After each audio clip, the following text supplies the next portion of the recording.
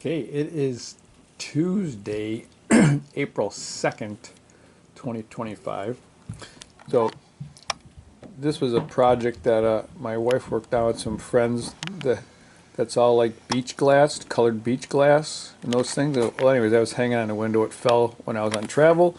So now it's been requested I repair that. So that's a project, but we'll talk about this project. So this is kind of like let's see if we can get out of like the flower of life, it's that pattern in there. I think it's called the flower of life. But anyways, I guess, that's like sacred geometry stuff. And for me, it's not so much the woo-woo of what sacred geometry mean, but this was more of a technical challenge. So I did this in CAD Draftsight, 2D CAD manually. So you start with a single circle at an origin, and then you decide how many sectors. So this one is 6. So let me just get a pencil. So what we have is start with a unit circle, right? So it's a unit circle, radius of 1. And then if you pick 6, so 360 degrees divided by 6 is every 60 degrees, right? So let's say it's 60, right? And probably up like that, and we extend these down. So 0, 60, 120, 180, whatever, plus 60, back to 0. So then wherever this intersection is on the unit circle, then you draw another unit circle. And then same thing over here. Wherever the intersection here is, you draw a unit circle. And you draw a unit circle here, and here, and here, and back here. So then you're drawing 6 unit circles on the intersection of the angle, the 60-degree angles with the original unit circle. So it seemed pretty neat. So I just started doing some CAD. So then this is what it looks like. Take this one, add those unit circles, 6 of them, and it looks like that. That's the layer 2, if you will. And then when you go to layer 3, then in each of these that you just added, like this one, you'd break it into 6, do unit circles. Take this one, break it into 6 sectors, do unit circles. So then you wind up with this shape, and this is just the circle that you draw on layer 3. And then here's, I think, layer 4, and then these are the ones that you just draw on layer 4. So I did this all manually in Draftsight. Which is kind of fun and interesting. But what I noticed quickly is that this was easy because the only thing that you draw is the circles on the outside for that layer. All the circles that happen on the inside overlap, so they're duplicate. So these are the only like new ones. So very highly symmetric, I guess, if you want to say symmetric. Yes. Yeah. So I said, that was kind of like fun and insightful doing that. But I said, the question was, well, what if you don't pick 6? What if you pick like 9, right? 360 degrees divided by 9, I think, is 40 degrees. So then it'd be like, instead of 60, it'd be 40 degrees, right? And then you have 9 unit circles to draw on top of the original circle.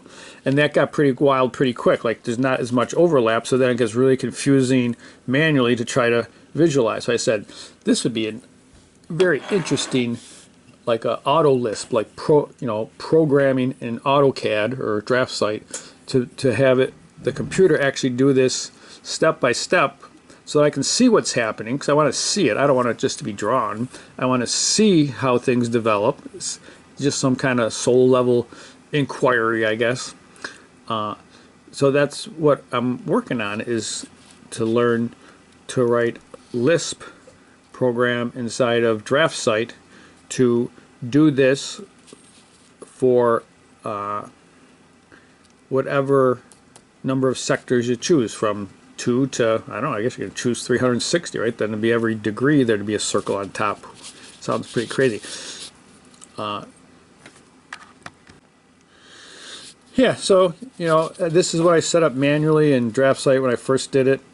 This was layer 1, I say, one circle, and this was layer 2, the full image, and this down here is just whatever is on was drawn for layer 2, and this is like the third layer, right? And the next layer out you draw.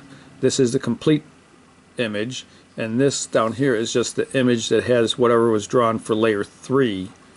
And then this is a full image with layer 4 done, and this is just whatever new circles were added as part of layer 4, and here's like layer 5. So this is what it looks like. You can kind of see that pattern, right? That familiar flower of life pattern, or whatever it's called.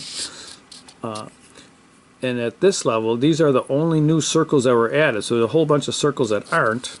And I guess if you look at the bottom here, I kind of like did the calculations. Right, so there's 61 circles. There's 61 circles in there, and there's 162 circles that were overlapping.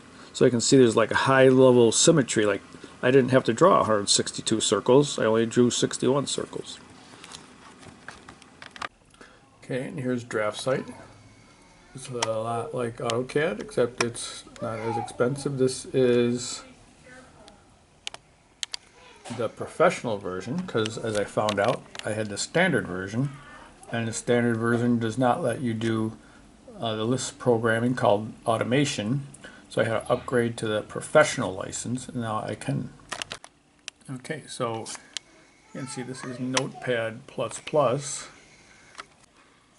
Alright, so here's my cursor. So over here is like,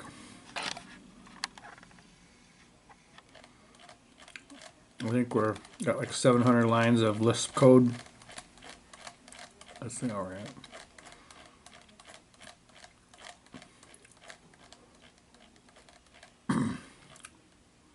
There we go. So 720 lines or so of LisP code. So far, let's see what it does. Alright, let's give it a run and see what we got. Flower of Life. Opening program.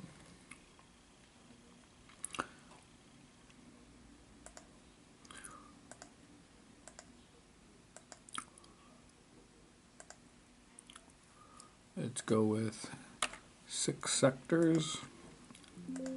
Let's go with 5 layers. Gotta pick a starting point. Let's pick it right there.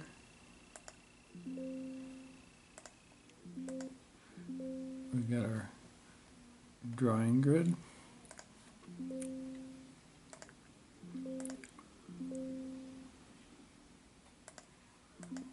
This is layer 1. You can see it's drawing circles there. Then it's going to draw a lower one. And so that's the end.